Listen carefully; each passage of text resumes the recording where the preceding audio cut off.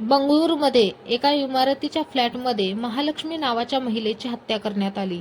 धक्कादायक बाब म्हणजे महालक्ष्मीच्या मृतदेहाचे 59 तुकडे करण्यात आले. हे तुकडे फ्रीजमध्ये ठेवण्यात आले होते. घरातून दुर्गंधी येत असल्याचं समजल्यावर शेजाऱ्यांनी महालक्ष्मीच्या नातेवाईकांना याबाबत माहिती दिली. त्यानंतर तिची आई घरी पोहोचली. घरातील फ्रीज उघडल्यावर सर्वांना धक्काच बसला. महालक्ष्मी विवाहित होती, पण पतीपासून वेगळी राहत होती. पतीने अशरफ नावाच्या व्यक्तीसोबत पत्नीचा अफेअर असल्याचा आणि त्यानेच तिची हत्या केल्याचा संशय व्यक्त केला होता. पण नंतर पोलिसांनी महालक्ष्मीच्या मारेकऱ्याचा शोध घेण्यास सुरुवात केली. सीसीटीव्ही फुटेजच्या माध्यमातून आरोपी हा कुणीतरी बाहेरची व्यक्ती असल्याचं समजलं. मुक्ती रंजन असं आरोपीचं नाव असून तो ओडिशातील भद्रक जिल्ह्यातील धुसुरी या गावचा रहिवासी होता. त्यानेच महालक्ष्मीची हत्या केली आणि नंतर स्वतः आत्महत्या केली. मिळालेल्या माहितीनुसार काही वर्षांपूर्वी मुक्तिरंजन कामाच्या शोधात बंगळुरूला आला आणि इथल्या एका मॉलमध्ये कपड्याच्या दुकानात काम करू लागला. एका वर्षापूर्वी 2023 मध्ये मुक्तिरंजन आणि महालक्ष्मी बंगळुरूमधील एका मॉलमध्ये भेटले, ओळख झाली आणि त्यानंतर ते एकमेकांशी बोलू लागले. कौटुंबिक वादामुळे पतीपासून दूर झालेल्या महालक्ष्मीने त्याच मॉलमधील कॉस्ट्यूम आउटलेटमध्ये टीम लीडर म्हणून काम केलं. मुक्तिरंजन याच्याशी तिचा संवाद वाढत गेला आणि दोघांमध्ये मैत्री निर्माण झाली. मैत्रीचं रूपांतर पुढे प्रेमात झालं. ते 1 वर्ष रिलेशनशिपमध्ये होते. महालक्ष्मी मला आवडायची असं मुक्तिरंजनने आत्महत्याआधी सांगितलं आहे. तसेच ती आपली फसवणूक करत असल्याने रागाच्या भरात तिची हत्या करून तुकडे केल्याचं देखील त्याने कबूल केलं. त्याने आपल्या आईसमोर महालक्ष्मीची हत्या केल्याचं सांगितलं आहे. त्यानंतर त्याने आत्महत्या केली आहे. पोलिसांनी सापडलेल्या मुक्तिरंजनच्या सुसाईड नोटमध्ये त्याने बहुतांश ठिकाणी इंग्रजी तर काही ठिकाणी ओडिया भाषेचा वापर केला आहे. महालक्ष्मीच्या हत्येची कबुली देताना मुक्तिरंजनने लिहिलं आहे की, मला ती आवडायची, माझं तिच्यावर प्रेम होतं, पण तिची माझ्यासोबतची वागणूक चांगली नव्हती. ती मला किडनॅपिंगच्या केसमध्ये अडकवण्याची धमकी देत असे. मी खूप पैसेही खर्च केले. आत्महत्येच्या आदल्या रात्री मुक्तिरंजन रायने आईकडे महालक्ष्मीच्या हत्येची कबुली दिली होती. मुक्तिरंजन 3 वर्षांनंतर ओडिशातील त्याच्या घरी आल्याचं तपासातून समोर आलं आहे. रात्री आईसमोर मुक्तिरंजन ढसाढसा रडला आणि म्हणाला की, मी महालक्ष्मीला मारलं आहे.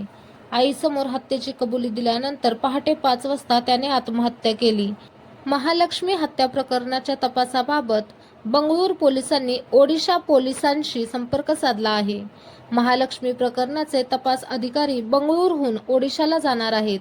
घटनास्थळी सापडलेली मुक्तीची सुसाईड नोट आणि घटनास्थळावरून जप्त केलेला लॅपटॉप आणि इतर वस्तू ताब्यात घेण्यात येणार आहेत. महालक्ष्मी हत्याकांडाची संपूर्ण कहाणी आपण जाणून घेऊया. 3 सप्टेंबरची रात्र कर्नाटकच्या बंगळुरूचा व्हॅली कावल परिसर या ठिकाणी एका फ्लॅटमध्ये 29 वर्षीय महालक्ष्मीची निर्दयी हत्या करण्यात आली. कुणालाही भनक लागणार नाही या रीतीने अत्यंत क्रूरपणे हा प्रकार घडला. पुढे सर्व काही व्यवस्थित सुरू होते. मात्र अचानक शेजाऱ्यांच्या सांगण्यावरून महालक्ष्मीची आई आणि बहीण तिच्या राहत्या घरी पोहोचतात. या ठिकाणी घरचा दरवाजा उघडतात तेव्हा सगळ्यांच्या अंगावर काटा येतो. खोलीत रक्ताचे डाग, मृतदेहाचे छोटे छोटे तुकडे व इतर वस्तू विखुरलेल्या होत्या. तिथे उभे राहणेही कठीण होईल एवढी दुर्गंधी होती. फ्रीजजवळ रक्ताचे डाग डोळ्यांना दिसतात. आई फ्रीजकडे जाते आणि दरवाजा उघडताच जोरदार किंचाळते. आतमध्ये मानवी शरीराचे 30 ते 40 तुकडे होते, तर खालच्या बाजूस महालक्ष्मीचे कापलेले मुंडके होते. आईचा आरडाओरडा ऐकून बाकीचे लोक तिथे पोहोचले. यानंतर त्याची माहिती तातडीने पोलिसांना देण्यात आली. महालक्ष्मीच्या घराबाहेर गर्दी जमली. तेवढ्यात पोलीस तिथे पोहोचले. त्या खोलीत स्वतः पोलीस उभे राहू शकले नाहीत. इतका वास खूप वाईट होता. तपासासाठी फॉरेन्सिक टीमला पाचारण करण्यात आले.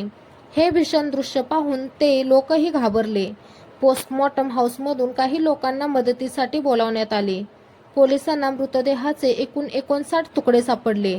घटनास्थळावरून पुरावे गोळा करण्यात आले. त्यानंतर पोलिसांचा तपास सुरू झाला. महालक्ष्मीचा खून करणारा कोण होता हेच उत्तर सगळ्यांना हवं होतं. पोलिसांनी आईची चौकशी केली तेव्हा तिने सांगितले, आम्ही मूळचे नेपाळमधील टिकापूर भागातील रहिवासी आहोत. मी 35 वर्षांपूर्वी माझे पती चरण सिंह यांच्यासोबत बंगळुरूला शिफ्ट झाले. आम्ही इथे कामासाठी आलो. काही काळाने आम्हाला जुळ्या मुली झाल्या. महालक्ष्मी आणि लक्ष्मी असं नाव दिलं. त्यानंतर उक्कम सिंह आणि नरेश हे 2 पुत्र झाले. महालक्ष्मीचा विवाह नेलमंगला परिसरात राहणाऱ्या हेमंत दास सोबत झाला होता. हेमंत मोबाईल दुरुस्तीचं दुकान चालवायचा, तर महालक्ष्मी एका मॉलमधील ब्युटी सेंटरमध्ये काम करू लागली. दोघांना एक मुलगी होती. पण 2023 मध्ये महालक्ष्मी आणि हेमंत यांच्यात दुरावा आला. दोघे वेगळे राहू लागले. महालक्ष्मी एकटी व्याली कावल परिसरात येऊन राहू लागली. आई नेहमी 15 ते 20 दिवसातून एकदा महालक्ष्मीला भेटायची. पण महालक्ष्मीचा फोन बंद झाल्याने कुटुंब चिंतेत होते. त्यानंतर दुसऱ्या मुलीला घेऊन आई महालक्ष्मीच्या घरी पोहोचली. या हत्याकांडात महालक्ष्मीचा पती हेमंत याचीही पोलिसांनी चौकशी केली. या सगळ्या मागे हेमंतचा हात असावा असा संशय पोलिसांना होता, कारण महालक्ष्मी आणि त्याचं एकमेकांशी पटत नव्हतं. यावर्षी फेब्रुवारी महिन्यात महालक्ष्मीने पती हेमंत विरुद्ध मारहाणीची तक्रारही दाखल केली होती. मात्र हेमंतने पोलिसांना जे काही सांगितले ते पाहून त्यांनाही आश्चर्य वाटले.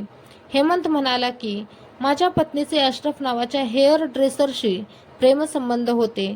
अशरफ अनेकदा तिला घरी घेण्यासाठी आणि दुचाकीवरून घरी सोडायला यायचा.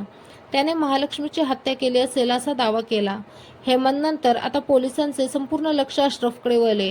हेमंतच्या चौकशीनंतर पोलिसांनी अशरफचा शोध घेतला. अशरफ बेंगळूर येथे कामावर होता. पोलिसांनी त्याला चौकशीसाठी पोलीस ठाण्यात आणले. तेथे त्याची बराच वेळ चौकशी करण्यात आली. त्याचा जबाब गेल्या 20 दिवसांतील त्याचे ठिकाण, कॉल डिटेल, रेकॉर्ड आणि प्रत्यक्षदर्शीच्या साक्षीनंतर पोलिसांनी अशरफची चौकशी केल्यानंतर त्याला सोडून दिले. यानंतर पोलिसांनी सीसीटीव्ही कॅमेरे तपासले. 2 सप्टेंबर रोजी रात्री 2 जण महालक्ष्मीच्या घरी स्कूटरवरून आल्याचे उघड झाले. मात्र फुटेजमध्ये दोघांचे चेहरे दिसत नव्हते. तपास असाच चालू राहिला. आता या हत्येत हेमंत किंवा अशरफ यांची कोणतीही भूमिका नसल्याचे स्पष्ट झाले. मग महालक्ष्मीचा इतक्या निर्घृणपणे खून करणारा तिसरा कोण होता, याचं उत्तर पोलीस शोधत होते. पोलिसांचं पथक दिवसरात्र या प्रकरणाचा बारकाईने तपास करत होते. नंतर त्यांना एक सुगावा लागला. पोलिसांना मारेकऱ्याच्या भावाचा शोध घेतला होता. पोलीस ज्या मारेकऱ्याचा शोध घेत होते त्याचे कुटुंब मुंबईतच राहते. बेंगळूर पोलीस मारेकऱ्याच्या भावापर्यंत पोहोचले. मारेकऱ्याच्या भावाने पोलिसांना सांगितले की महालक्ष्मीची हत्या केल्यानंतर त्याच्या भावानेच आपल्याला महालक्ष्मीची हत्या केल्याचे सांगितले होते. मुक्तिरंजन रॉय असे मारेकऱ्याचे नाव. अखेर मुक्तिरंजन रॉय कोण होता आणि त्याने महालक्ष्मीची हत्या का केली, यावेळी तो कुठे आहे, हे सर्व प्रश्न पोलिसांना जाणून घ्यायचे होते. या प्रकरणाचा तपास आणखी तीव्र करण्यात आला. मुक्तिरंजन सध्या ओडिशात असल्याची माहिती मिळाली. पोलीस पथक सतर्क झाले. त्यानंतर 25 सप्टेंबर रोजी भद्रक शहरात पोलिसांना मुक्तिरंजन रॉय याचा मृतदेह सापडला होता. मुक्तीने आत्महत्या केली होती. पोलिसांना आरोपीजवळ एक डायरी आणि मृत्यूची नोंद सापडली. मुक्तिरंजन हा फुंडी गावचा रहिवासी होता आणि बंगळुरूत एका कपड्याच्या दुकानात काम करत होता. मुक्तिरंजनने त्याच्या सुसाईड नोटमध्ये लिहिलं होतं की मी 3 सप्टेंबर रोजी महालक्ष्मीची हत्या केली होती. त्या दिवशी मी महालक्ष्मीच्या घरी गेलो होतो. आमचा कशावरून तरी वाद झाला. तेव्हा महालक्ष्मीने माझ्यावर हल्ला केला. मला हे आवडले नाही आणि रागाच्या भरात मी तिला मारले. त्यानंतर मी तिच्या शरीराचे 59 तुकडे केले, फ्रीजमध्ये ठेवले आणि तेथून पळ काढला. लोकांना वास येऊ नये म्हणून मी ती खोली स्वच्छ करण्याचाही प्रयत्न केला. मला महालक्ष्मीचे वागणे अजिबात आवडले नाही. मला नंतर खुनाचा नक्कीच पश्चाताप झाला, कारण मी रागाच्या भरात जे काही केले ते चुकीचे होते. मला भीती वाटली म्हणून मी इकडे पळत सुटलो, असं त्याने सांगितले. ओडिशातील फुंडी गावात राहणारा मुक्तिरंजन आदल्या दिवशी म्हणजेच 24 सप्टेंबरला घरी आला होता. तो काही वेळ घरी थांबला आणि रात्री स्कूटीवरून बाहेर निघाला. यावेळी तो लॅपटॉप घेऊन गेला. मात्र तो कुठे गेला कोणालाच माहिती नव्हतं. दुसऱ्या दिवशी कुळेपाडा परिसरात त्याचा मृतदेह लटकलेल्या अवस्थेत आढळून आला. त्याच्याजवळ सुसाईड नोट सापडली. सध्या मुक्तिरंजन रॉय याच्या आत्महत्येप्रकरणी दुशिरी पोलीस ठाण्यात गुन्हा दाखल करण्यात आला आहे. अशा प्रकारे बंगळुरू पोलिसांनी महालक्ष्मी हत्या प्रकरणाचे गूढ उकलले. व्हिडिओ आवडल्यास लाईक, शेअर, सबस्क्राईब करायला विसरू नका.